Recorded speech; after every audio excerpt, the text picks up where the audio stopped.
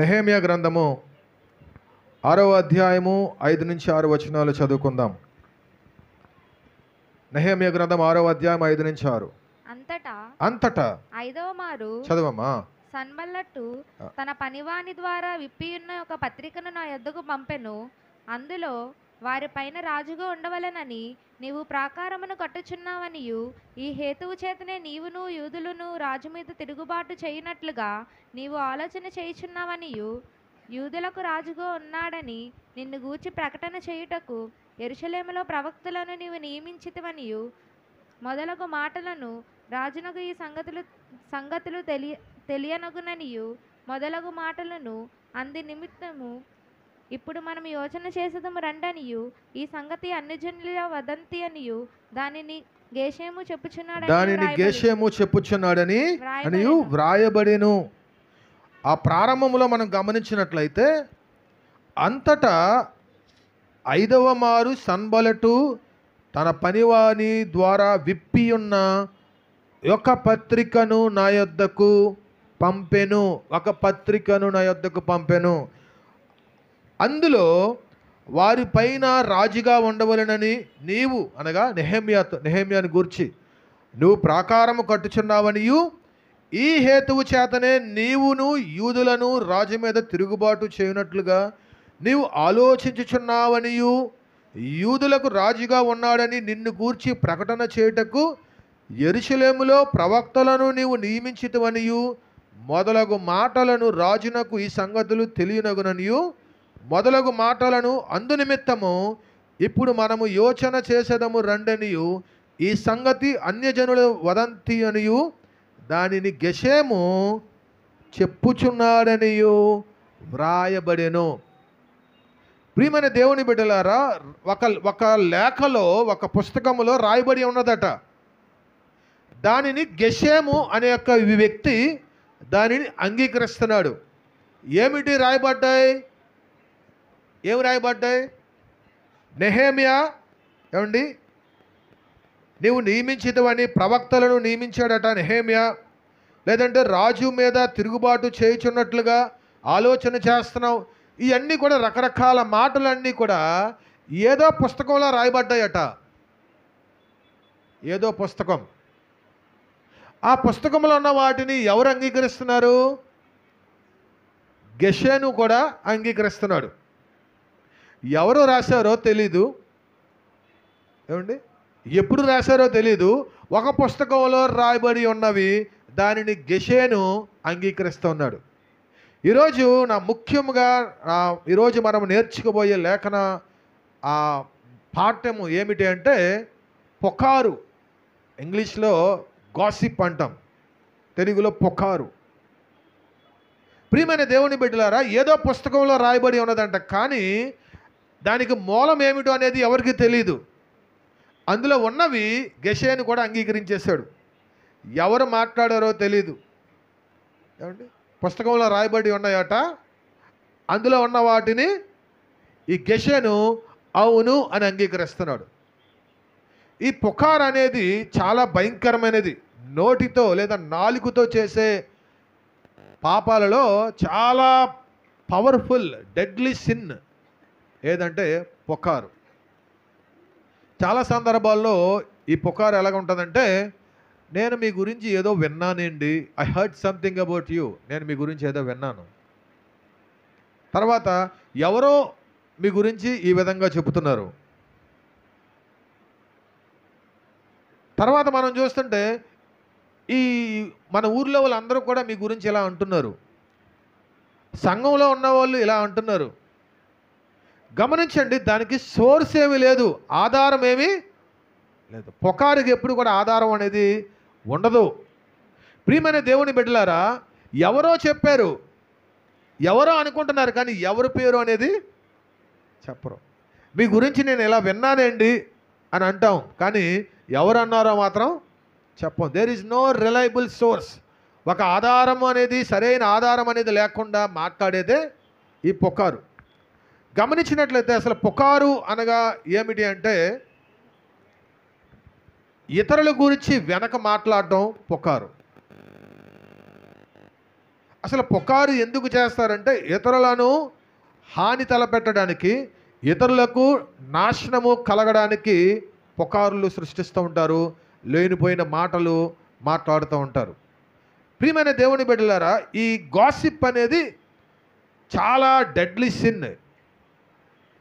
మనకి సంబంధించని విషయాలలో కలగజేసుకోవటమే ఈ పుకారుకి ప్రారంభం అనేది మనం గమనించవచ్చు. దేవుని యొక్క వాక్యంలో మనం చూస్తున్నట్లయితే ఈ పుకారు అనేదంట త్వరగా చెప్పబడుతుంది కదా. పుకారులు మనం త్వరగా వింటాం, తర్వాత అదేమవుతుంది, త్వరగా వినబడుతుంది, తర్వాత త్వరగా వ్యాప్తి చెందుతుంది. మామూలు మాటల కంటే పుకారులకి చాలా స్పీడ్ ఎక్కువ. ఒక ఆయన అంటాడు, సినిమా ఇండస్ట్రీ మనుగడ సాధించడానికి గల కారణం ఏంటో తెలుసా? పుకారు. నిజం. సినిమా ఇండస్ట్రీ మనుగడ సాధించడానికి గల ప్రధానమైన కారణం పుకారు. ఆ హీరోయిన్కి ఈ అఫైర్ ఉందట, ఆ హీరో ఈ సినిమా తీయబోతున్నాడంట, దాని కథ ఎలా ఉండబోతుందంట, అందులో ఈయన యాక్ట్ చేస్తున్నాడంట. పుకారులు సృష్టించడం ద్వారా ఆ సినిమా ఇండస్ట్రీని ఆ మనుగడ సాధించే ఆ పరిస్థితులు కలుగుతూ ఉన్నాయి. ఈ పుకారు అనేది మంచిదా చెడ్డదా? ఒక సైకాలజిస్ట్ ఒక ఆయన అంటాడు, రాబర్ట్ డన్బర్ అనే ఆయన, ఈ పుకారు అనేదంట మనుషులకు చాలా ఉపయోగపడుతూ ఉంటుందట. మన పూర్వీకులు వాళ్ళు మనుగడ సాధించడానికి పుకారులే చాలా ప్రధానమైన కారణం అంటారు. నిజానికి పుకారు లేదా గాసిప్ అనే మాటలో మనకి ఏమి ఎదురవుతూ ఉంటాయంటే, అసలు దాని అర్థం ఏమిటంటే sharing of information. Sharing of information అంటే మనకున్న సమాచారాన్ని ఇతరులకు తెలియపరచటమే ఈ పుకారు. అయితే ప్రాముఖ్యమైన విషయం ఏమిటంటే, ఈ ఇన్ఫర్మేషను రిలయబుల్ కాదనేది మనకు తెలీదు. దీనికి ఆధారం ఉందా లేదా అనేది మనకు తెలీదు. ఒక ఆయన అంటాడు, స్విండల్ అనే ఆయన, if you don't say it they can't repeat it. మనం ఏదైనా మాట ఇతరులకు మనం చెప్పకుండా ఉంటే వాళ్ళు తిరిగి చెప్పే అవకాశం, ఇతరులకు చెప్పే అవకాశం ఉంటుందా? ఉండదు. సో మొదట మనము ఎక్కడైతే ఆ పుకారు అనేది కలగజేస్తున్నారో అక్కడ ఆ మూలాన్ని మనం కనిపెట్టగలిగితే, దాన్ని సరిచేయగలిగితే మన జీవితంలో అనేకమైన సమస్యల నుంచి అధిగమించే అవకాశం అనేది ఉంటుంది. సామెతల గ్రంథము 18వ అధ్యాయము 8వ వచనాన్ని చదువుకుందాం. సామెతల గ్రంథము 18:8. కొండెగాని మాటలు చదవమ్మా, చదవమ్మా. కొండెగాని మాటలు రుచిగల భోజ్యములు, అవి లోకడుపులోనికి దిగిపోవును. ఎక్కడ దిగిపోను? కొండెగాని మాటలు అంటే ఎలా? దేవుని యొక్క వాక్యం ఏం చెప్తుంది? ఇంగ్లీష్లో ఇన్మోస్ట్ పార్ట్స్ అంట, లోపల భాగములకు వెళ్ళిపోద్ది. నిజమే. మనం అనుకుంటాం, లేదండి నాకు పుకార్లు సృష్టించడం నాకు ఇష్టం లేదనుకుంటాం, కానీ ప్రతి మానవుడు కూడా ఈ పుకారు అంటే చెవు కోసుకుంటాడు కదా. We're so fascinated in gossips. మనకు తెలియకుండానే వాటిపైన ఒక ప్రత్యేకమైన ఆసక్తిని మనం కనపరుస్తూ ఉంటాం. మనల్ని బాధ పెట్టాలనే ఉద్దేశంతో ఈ పుకార్లు సృష్టించే వాళ్ళు ఏం చేస్తారంటే గుసగుసలాడుతూ ఉంటారు మనల్ని బాధ పెట్టడానికి. ప్రియమైన దేవుని బిడ్డలారా, దీనికి ప్రారంభం ఎక్కడి నుంచి వచ్చింది? దీనికి ఆద్యుడు ఎవరు అనగా అపవాది, సాతానుడు. యాకోబు పత్రిక 3వ అధ్యాయం 6వ వచనాన్ని చదువుదాం. యాకోబు పత్రిక 3:6. నాలుక అగ్నియే, నాలుక మన అవయములలో ఉంచబడిన పాప ప్రపంచమై సర్వ శరీరమునకు మాలిన్యము కలుగజేయుచు ప్రకృతి చక్రమునకు చిచ్చుపెట్టును, అది నరకము చేత చిచ్చు పెట్టబడును. ఏమండి? నాలుక అగ్నియే, నాలుక అగ్నియే. అది ఏం చేస్తుందంట? ఈ నాలుక మొత్తము సర్వ శరీరమును కూడా ఏం చేస్తుంది? మాలిన్యమును కలగజేస్తుంది. నాలుక చిన్నదే కానీ అది ఎంత ప్రమాదకరం అంటే అది చాలా ప్రమాదకరమైనది. Satan is behind all gossips. ప్రతి పుకారుకి కూడా వెనకాతల సాతానుడు ఉంటాడు. సాతానుడు దానికి ఆద్యుడు అనే విషయాన్ని మనం జ్ఞాపకం చేసుకోవాలి. వాడు ప్రారంభిస్తాడు. ఎందుకంటే ఈ పుకార్లు సృష్టించడం ద్వారా మీకు తెలుసో తెలియదు కానీ కుటుంబాలు నాశనం అయిపోతాయి, స్నేహాలు పాడైపోతాయి. ఈ పుకార్ల ద్వారా సంఘాలు చీలిపోతాయి. ప్రియమైన దేవుని బిడ్డలారా, నెహెమ్యా గురించి ఎవరో ఏదో అనుకున్నారు, అది గేషాను నమ్మేశాడు. నిజమే. ఈరోజు మనం దేన్ని ఎక్కువగా నమ్ముతామో తెలుసా? ఒక ఆయన అంటాడు, ప్రతి మానవుడు కూడా ఎక్కువగా దేన్ని నమ్ముతాడంటే ఎవరైతే మన దగ్గరికి వచ్చి గుసగుసలాడి చెప్తారో ఆ మాటను ఎక్కువగా నమ్ముతాం మనం, దాన్ని ఎక్కువగా నమ్ముతాం. అందుకనే అది చాలా ప్రమాదకరమైనది. అది చాలా ప్రమాదకరమైనది. ప్రియమైన దేవుని బిడ్డలారా, ఈ గాసిప్ లేదా ఈ పుకార్ అనేది దీనికి ఆద్యుడు ఎవరు అంటే ఖచ్చితంగా అపవాది అనే విషయాన్ని మనం జ్ఞాపకం చేసుకోవాలి. సో పుకార్లు సృష్టించేవారు ఎవరంటే ఈ సాతానుగాడి యొక్క పోస్ట్ మ్యాన్ అట. సాతానుగాడికి పోస్ట్ మ్యాన్ ఎవరు? పుకార్లు సృష్టించేవాళ్ళు, పుకార్లుగా మాట్లాడేవాళ్ళు, గాసిప్ చేసేవాళ్ళు సాతానికి పోస్ట్ మ్యాన్. ఏం చేస్తాడు? ఇక్కడ మాటలు తీసుకొని వెళ్ళి అక్కడ చెప్తారు, అక్కడ మాటలు తీసుకొని వెళ్ళి మరొక చోటుకి చెప్తారు. సో కనుక దీనికి ప్రారంభికులు ఎవరు అంటే ఖచ్చితంగా సాతానుడు అనే విషయాన్ని మనం జ్ఞాపకం చేసుకోవాలి. రెండవది మనం చూద్దాం, లూకాసు వార్త 6వ అధ్యాయం 45వ వచనము.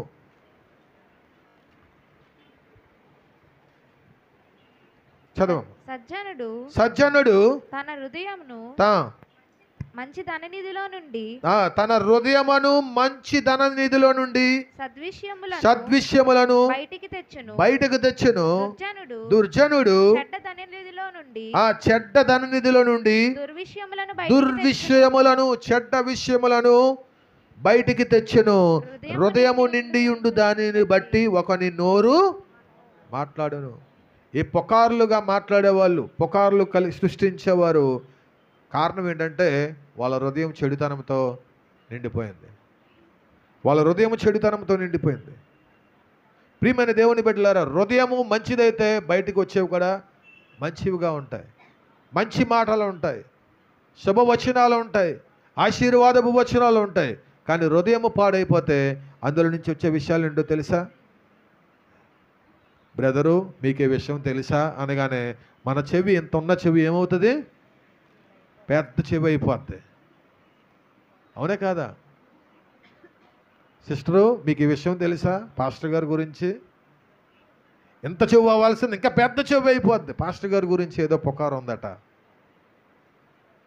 గమనించండి ప్రియమైన దేవుని బిడ్డలారా, మనము ఆ పుకార్లు, మన హృదయము అనేది పాడైపోవటం చేత ఆ హృదయంలో నుండి ఏమొస్తాయంటే చెడు మాటలే వస్తాయి. అందుకే ఈ హృదయాన్ని చాలా, అన్నిటికంటే నీ హృదయాన్ని జాగ్రత్తగా కాపాడుకొనుము, జాగ్రత్తగా కాపాడుకొనుము. హృదయం పాడైపోతే లోపల నుంచి కూడా ఏమొస్తాయి? చెడ్డ విషయాలు వస్తాయి. సో దీనికి మూలం ఏమిటంటే ఒకటి అపవాది అయితే రెండోది మన హృదయము. మూడోది మనం చూద్దాం, 1 తిమోతి పత్రిక 5వ అధ్యాయము 13వ వచనాన్ని చదువుకుందాం. మరియు వారి ఇంటింటా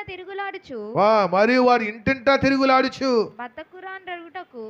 మాత్రమే గాక ఆడరాని మాటలాడుచు వదరబోతులను పరుల జోలికి పోవువారు నగుటకును. ఓకే, చాలండి. ఏమండి, మరొక కారణం ఏంటంటే పుకార్లు మాట్లాడటం, పుకార్లు సృష్టించడం, పని లేకపోవటం, ఐడియల్గా ఉండటం. వాళ్ళు ఏం చేస్తారు? ఇంటింటా తిరుగుతారు. ఇంటింటా తిరిగి వాళ్ళు మాట్లాడుకునే మాటలు ఏంటో తెలుసా? ఇదిగో ఇవే మాటలు, చెడు సంబంధమైన విషయాలు మాట్లాడుతూ ఉంటారు. ప్రియమైన దేవుని బిడ్డలారా, దీనికి ఆద్యుడు సాతానుడు. సాతానుగాడు వారిని మనల్ని ప్రేరేపిస్తాడు ఆ విధంగా మాట్లాడమని.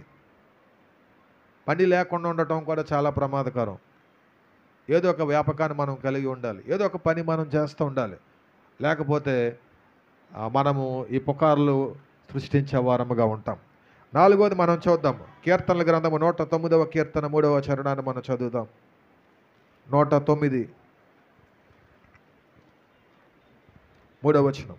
నన్ను చుట్టుకొని ఆ, నా మీద ద్వేషపు మాటలాడుచున్నారు. నన్ను చుట్టుకొని నా మీద ద్వేషపు మాటలాడుచున్నారు, నిర్నిమిత్తముగా నిర్నిమిత్తముగా నాతో నాతో పోరాడుచున్నారు. పోరాడుచున్నారు. పుకార్లు ఎందుకు వస్తాయంటే ద్వేషం ఉన్నప్పుడు పుకార్లు వస్తాయి. ద్వేషం ఉన్నప్పుడు పుకార్లు వస్తాయి. మన ఇంట్లో ఉన్న వారి మీద మనము పుకార్లు సృష్టిస్తామా? మన నాన్నలాగా సృష్టిస్తామా? ఎందుకు? వాళ్ళ మీద మనకి ద్వేషం ఉండదు. కానీ ఎవరి మీద అయితే ద్వేషం ఉంటుందో వాళ్ళని ఏదో రకంగా వారిని పాడు చేయాలని, వాళ్ళ క్యారెక్టర్ని ఏమండి వాళ్ళ యొక్క మంచితనాన్ని పాడు చేయాలని ఈ పుకార్లు సృష్టిస్తారు. కారణం ఏంటంటే వారి మీద ఉన్న ద్వేషాన్ని బట్టి. సో కనుక దేవుని యొక్క వాక్యం తెలియజేస్తున్నది, ఈ పుకార్లు ఎలా ప్రారంభమవుతాయంటే ఒకటి సాతానుడు, తర్వాత మన హృదయము, తర్వాత ద్వేషము, తర్వాత ఏ పని లేకపోవటం. తద్వారా మనం ఇతరుల గురించి మనం చెడుగా మాట్లాడుకునే పరిస్థితులు వస్తూ ఉంటాయి.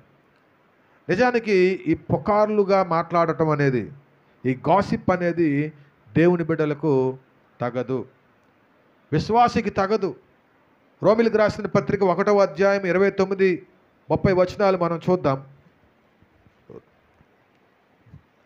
అట్టివారు సమస్తమైన దుర్నీతి చేతను దుష్టత్వము చేతను లోభము చేతను ఈర్ష్య చేతను నిండుకొని మత్సరము నరహత్య కలహము కపటము వైరమను వాటితో నిండిన వారై కొండెగాండ్రును అపవాదుకులను దేవద్వేషులను హింసకులను అహంకారులను బెంకములాడువారును చెడ్డవాటిని కల్పించువారును తల్లిదండ్రులకు అవిధేయులను అవివేకులను మాట తప్పువారును అనురాగరహితులను నిర్దయులైరి.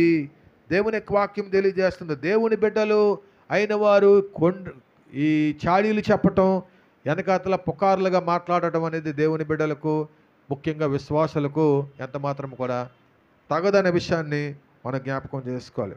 ఎందుకు ఈ యొక్క పుకారు అనేది చాలా ప్రమాదకరమైనది అంటే, ఎఫెసీలకు రాసిన పత్రిక 4వ అధ్యాయం 25వ వచనములో మనం చూస్తున్నట్లయితే, ఎఫెసీ 4:25లో మనము ఒకరికొకరము అవయవములై ఉన్నాము గనుక మీరు అబద్ధమాడుట మాని ప్రతివాడును తన పొరుగువానితో సత్యమే మాట్లాడవలను. ఎందుకు ఈ పుకారు అనేది చాలా ప్రమాదకరమైనదంటే, ఇది అబద్ధాన్ని చాలా వేగంగా వ్యాప్తి చేస్తుంది. తెలుగులో కొన్ని సామెతలు ఉంటాయి. నిజం అనేది చెప్పండి, నిజం అనేది చాలా లేటుగా ప్రయాణం చేస్తుంటుంది, కానీ అబద్ధం అనేది చాలా వేగంగా అది ప్రయాణం చేస్తుంది. ఒక అడవిలోనట ఒక కుందేలు, దానికి ఏదో చిన్న శబ్దంలాగా వినిపించింది.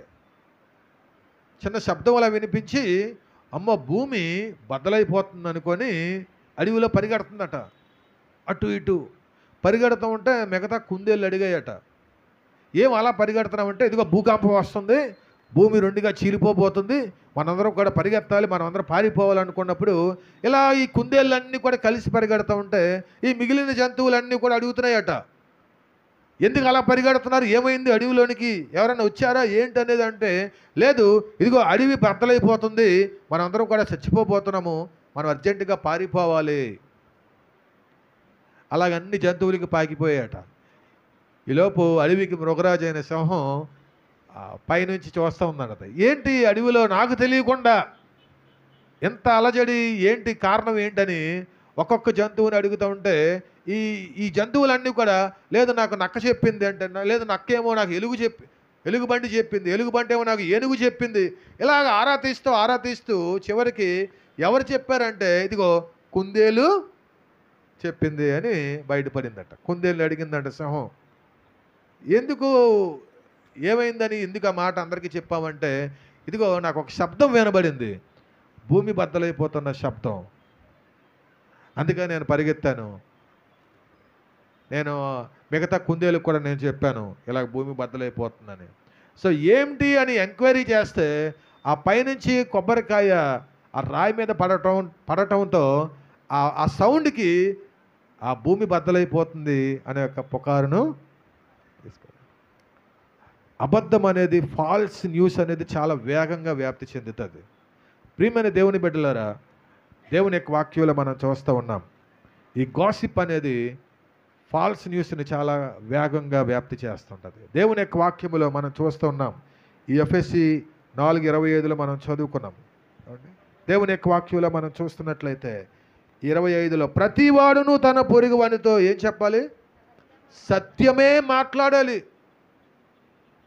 మనం విన్నది సత్యమో కాదనేది మనకు తెలియదు. గమనించండి, మనం విన్నది పొరుగువాని గురించి అది సత్యమో కాదు అనేది మనకి తెలీదు. There is no reliable source, దానికి సరైన ఆధారం అనేది మనకి లేదు. కానీ వాళ్ళు చెప్పారు కాబట్టి నిజమే అయ్యి ఉంటుంది. పాస్టర్ గారు చెప్పారు కాబట్టి, ఆ బ్రదర్ చెప్పారు కాబట్టి ఆయన అబద్ధం ఆడు, అది నిజమే అయ్యి ఉంటుంది అనుకుంటాం. అదేం చేస్తాం? అందరికీ చాటి చెప్తూ ఉంటాము. కానీ ఒకవేళ అది అబద్ధమైతే, ఒకవేళ అది నిజమైనా సరే ఆ వ్యక్తిని నాశనం చేస్తుంది, పాడు చేస్తుంది, ఆ కుటుంబాన్ని పాడు చేస్తుంది, ఆ సంఘాలను పాడు చేస్తుంది. ప్రియమైన దేవుని బిడ్డలారా, ఈ గాసిప్ అనేది చాలా భయంకరమైనది. ఎందుకంటే అది ఫాల్స్ న్యూస్ని వేగంగా వ్యాప్తి చేసేటట్టుగా చేస్తుంది. తర్వాత మరొక మాట మనం చూద్దాం. సామెతల గ్రంథము 16వ అధ్యాయము 28వ వచనము. ఈ పుకారు అనేది ఏం చేస్తుంది చదువుదాం. 16:28. మూర్ఖుడు కలహము పుట్టించును, కొండెగాడు పుకార్లుగా మాట్లాడేవాడు కొండెగాడు మిత్రభేదము చేయును. గాసిప్ అనేది ఏం చేస్తుందంటే కుటుంబాల మధ్య, స్నేహితుల మధ్య ఏం చేస్తుంది?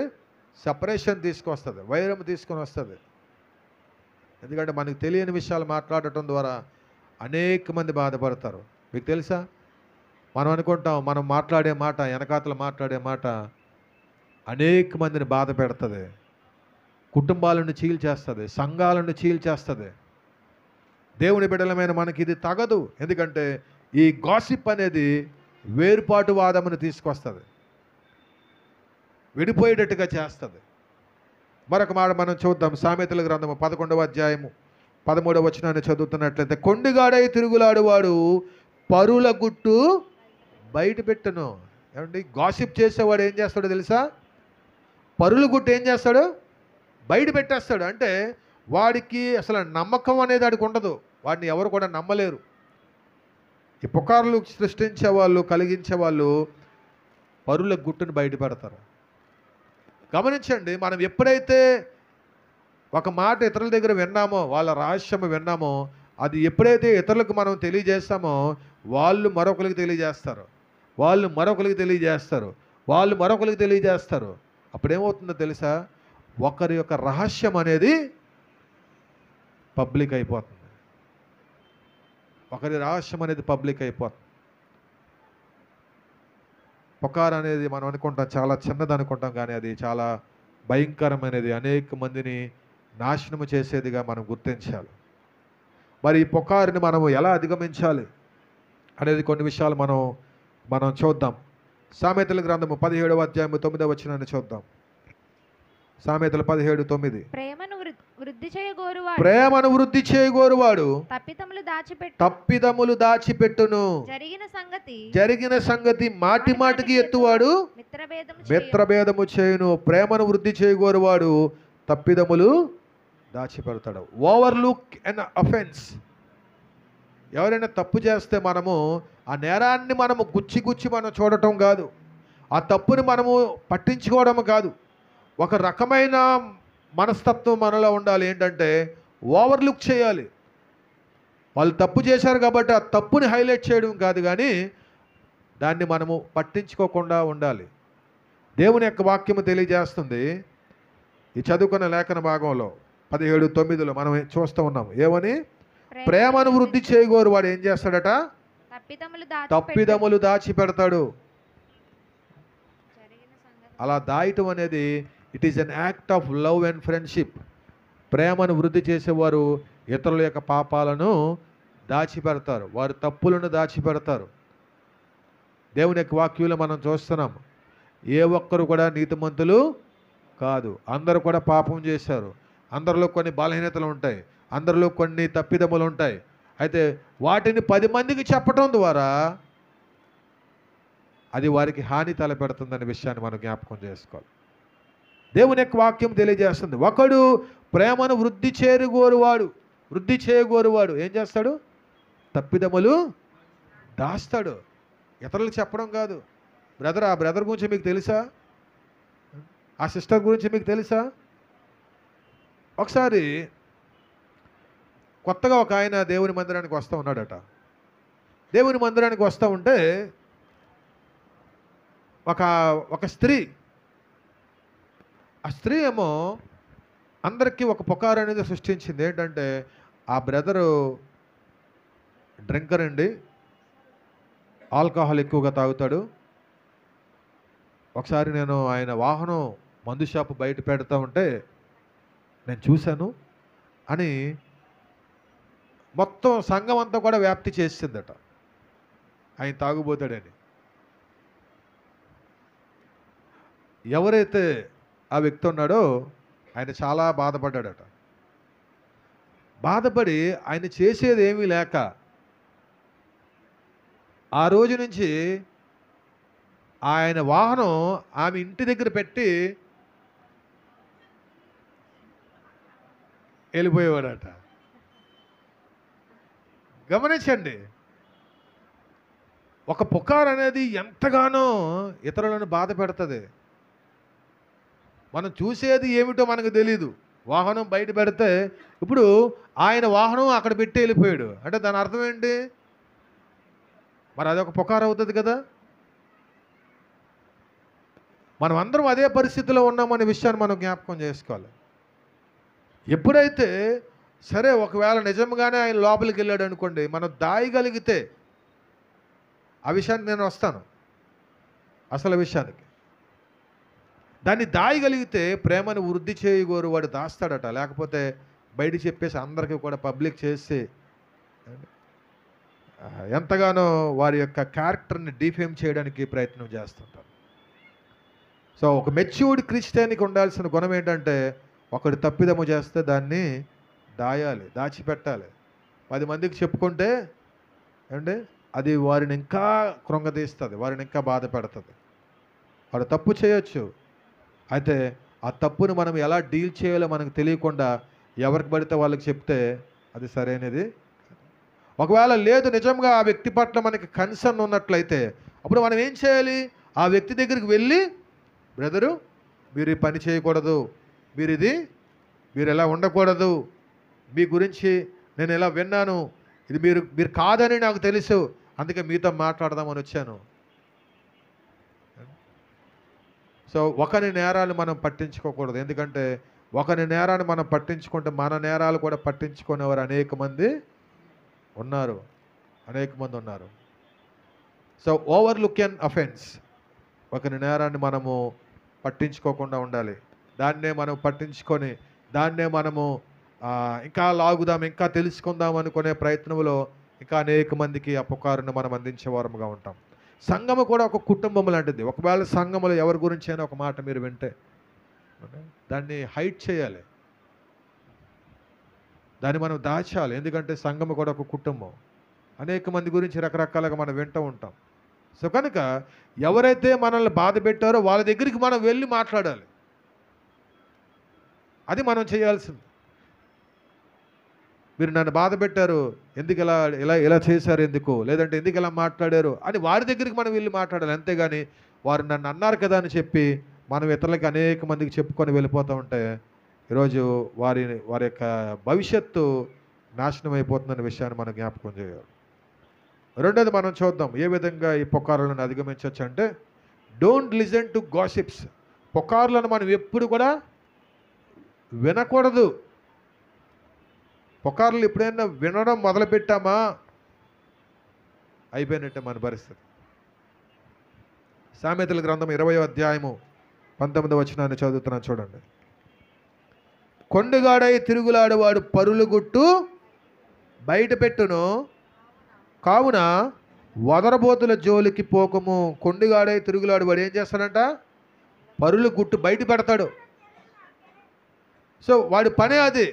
గమనించండి, ఈ పుకారులుగా వెనకాతలు మాట్లాడేవాళ్ళు, పుకారులు అనే పదం మనం సరిగా వాడకపోయినా వెనకాతలు మాట్లాడతామే, అది చాలా ప్రమాదకరం, చాలా ప్రమాదకరం. మనలో ఉన్న గుణమే అది. ధైర్యంగా ఎదుటిన్న వ్యక్తితో మాట్లాడలేం, కానీ వెనకాతలు మాత్రం అమ్మ బాబోయ్, బయటికి వందనం అని చెప్పి లోపల మాత్రం ఎన్నెన్నో మాటలు మాట్లాడేవాళ్ళు, వెనకాతలు మాట్లాడేవాళ్ళు. మాట్లాడట్లేదా? సేవకుల గురించి మాట్లాడేవాళ్ళు లేరా? విశ్వాసుల గురించి మాట్లాడేవాళ్ళు లేరా? ముందున మాత్రం ప్రైజ్ లార్డ్ అని చెప్తూ వెనకాతలు మాత్రం అనేకమైన మాటలు మాట్లాడేవాళ్ళు ఖచ్చితంగా ఉంటారు. గమనించండి, ఏ పుకారు మనకి మాట్లాడినా సరే మనం వినకూడదు, మనం వినకూడదు. ఇంకో మాటలో మనం చెప్పాలంటే వారిని అక్కడితో ఆపేమని చెప్పాలి, వారిని అక్కడితో ఆపేమని చెప్పాలి. వద్దండి మాటలు. మనం ఆ మాట అనటం ద్వారా వాళ్ళు కూడా మార్పు చెందే అవకాశం అనేది ఉంటుంది. As long as we hear them, ఎంతవరకైతే మనం వారు చెప్పే మాటలు, ఆ స్తుతి మాటలు, పనికి మాలిన మాటలు మనం వింటూ ఉంటామో అట్నుంచి అలా వస్తూనే ఉంటాయి. ఉన్నది ఒకటే చిన్న పదం, చిన్న మాట, కానీ దాని గురించి ఆయన ఎలాగా, ఆయన భార్య ఎలాగా, వాళ్ళ పిల్లలు ఎలాగా, వాళ్ళ అమ్మ ఎలాగా, వాళ్ళ నాన్న ఎలాగా, అసలు విషయం ఏంటి? చిన్నదే. అది ఎంతో ప్రమాదకరమైనది. ప్రియమైన దేవుని బిడ్డలారా, మనం చేయాల్సిన పని ఏంటంటే వాళ్ళ మాటలు వినకూడదు. Tell them that I don't want to listen you.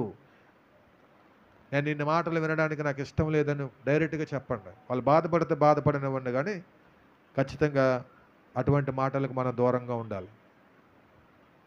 ఎందుకు వినకూడదు అంటే, వినేటప్పుడు మనకేమవుతుందంటే ఆ వ్యక్తి మీద మనకి చెడు అభిప్రాయం లేదు, కానీ ఎప్పుడైతే ఈ వ్యక్తి మాట్లాడుతున్నాడో మన చెవిలో, ఆ మాటలు బట్టి మనకు తెలియకుండా ఆ వ్యక్తి మీద మనకి ద్వేషం వస్తుంటుంది, ద్వేషం వస్తుంది.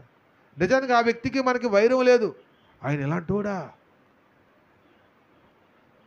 నీకు తెలియదు అసలు, కానీ ఆయన అలాంటోడా ఇలాంటోడా, అమ్మ బాబోయ్. ఏమండి? అందుకని దేవుని యొక్క వాక్యం చెబుతుంది అటువంటి వారికి దూరంగా ఉండాలి, వారితో మాట్లాడకూడదు, వారి మాటలు మనం వినకూడదు. ఎప్పుడైతే మనం వింటూ ఉంటామో ఖచ్చితంగా వాళ్ళు మాట్లాడుతూనే ఉంటారు. సామెతల గ్రంథం 26వ అధ్యాయము 20వ వచనాన్ని చదువుకుందాం. కట్టెలు లేని ఎడల అగ్ని ఆరిపోవును, కొండెగాడు లేని ఎడల జగడము చల్లారును. కట్టెలు లేకపోతే అగ్ని ఆరిపోద్ది కదా. ఎప్పుడైతే ఇంకో కట్టె మనం చేరుస్తామో దానికి ఉన్న అగ్ని దీనికి రాచుకొని మళ్ళీ ఇది మంట మొదలవుద్ది. మనం ఎప్పుడైతే ఇతరుల గురించి మనము చెడుగా మాట్లాడుతున్నారో ఎవరైతే, వారిని అక్కడితో ఆపేసామనుకోండి, ఎవరి గురించి అయినా సరే అక్కడితో ఆపేసామనుకోండి, ఖచ్చితంగా ఆగిపోద్ది అక్కడ. లేదు అంటే దానికి ఇంకా పెట్రోల్ పోసి దాన్ని ఇంకా రగిల్చిన వారం అవుతాం. సో కనుక పుకార్లను మనము వినకూడదని దేవుని యొక్క వాక్యము తెలియజేస్తున్నది. తర్వాత మన నాలుకను, మూడోది ప్రాముఖ్యమైనది మనం ముగించుకుంటున్నాం. మన నాలుకను చాలా జాగ్రత్తగా చూసుకోవాలి, నాలుకను చాలా జాగ్రత్తగా చూసుకోవాలి. ఎఫెసీయులకు రాసిన పత్రిక 4:29, వినువారికి మేలు కలుగునట్లు అవసరమును బట్టి క్షేమాభివృద్ధికరమైన అనుకూల వచనమే పలుకుడు గాని దుర్భాష ఏదైనను మీ నోట రానీకుడి. మన నాలుక చాలా జాగ్రత్తగా కాపాడుకోవాలి. మన నోటి మాటను, మన నాలుకను చాలా జాగ్రత్తగా కాపాడుకోవాలి, జాగ్రత్తగా చూసుకోవాలని దేవుని యొక్క వాక్యము తెలియజేస్తున్నది.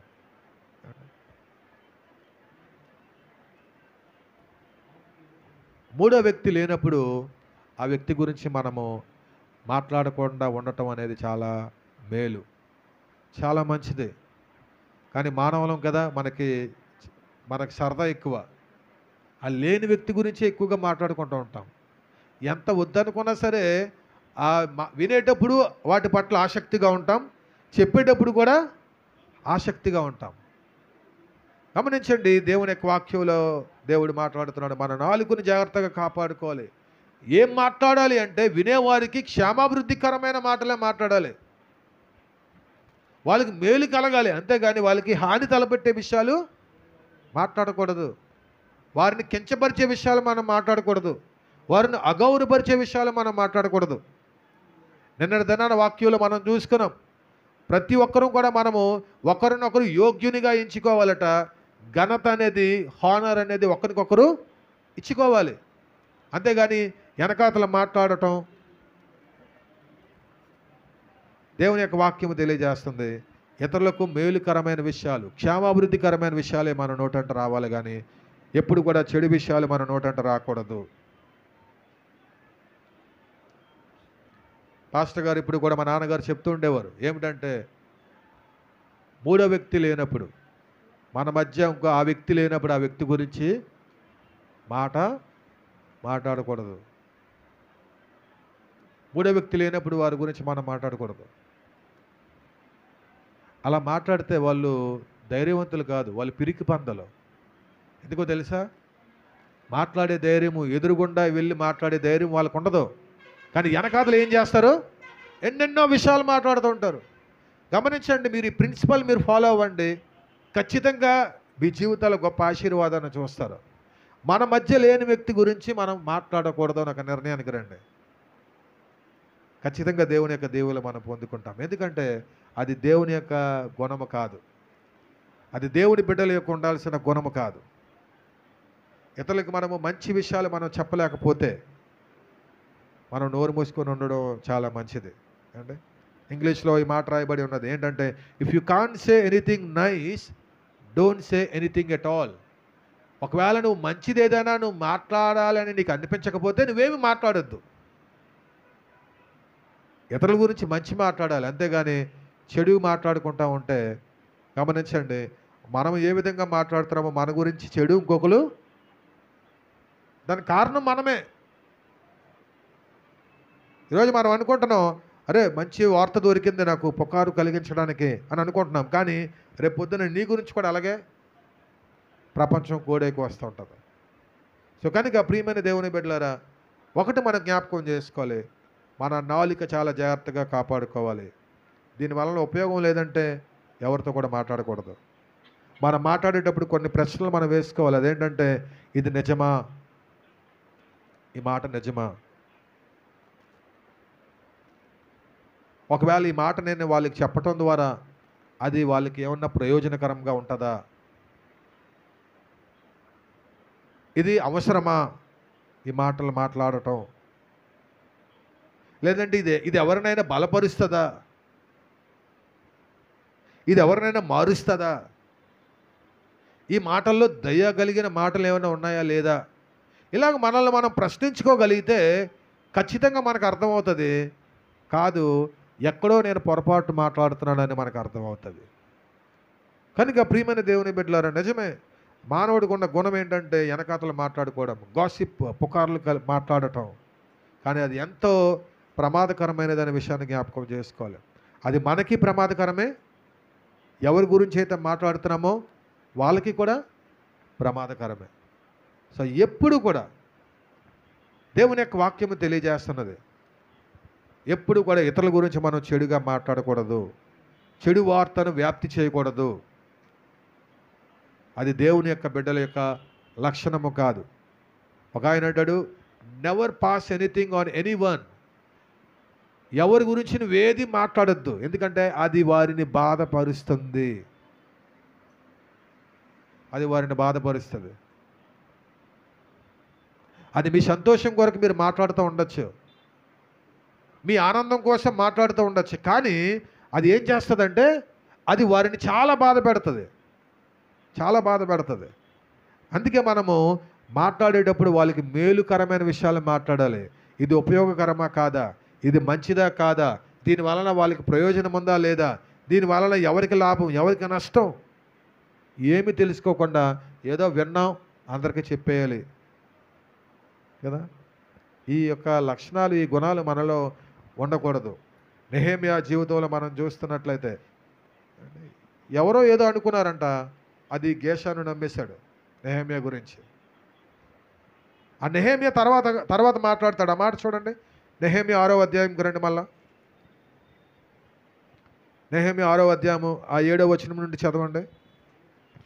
యూదులకు రాజుగా ఉన్నాడని ఆ, నిన్ను గూర్చి ప్రకటన చేయుటకు యెరూషలేములో ప్రవక్తలను నీవు నియమించితవనియు మొదలగు మాటలను రాజునకు ఈ సంగతులు తెలియనగుననియు మొదలగు మాటలను. అలా 8వ వచనంకి రండి. ఈ పని చేయలేకుండా మేమే శక్తుల మగుదమనుకొని వారందరూ మమ్మల్ని బెదిరింపజూచిరి గాని నేను ఇటువంటి కార్యములను మేమెంత మాత్రము చేయువారము కాము. వీటిని నీ మనసులో నుండి నీవు కల్పించుకొంటివని అతని యొద్దకు నేను వర్తమానము పంపితని.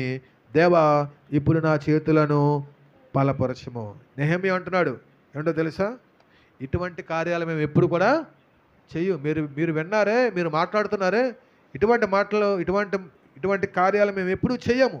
వీటిని నీ మనసులో నుండి నీవు కల్పించుకుంటేవి. నీవే కల్పించుకున్నావు, అందుకే అలా మాట్లాడుతున్నావు. నీవే అనుకుంటున్నావు, అందుకే అలా మాట్లాడుతున్నావు.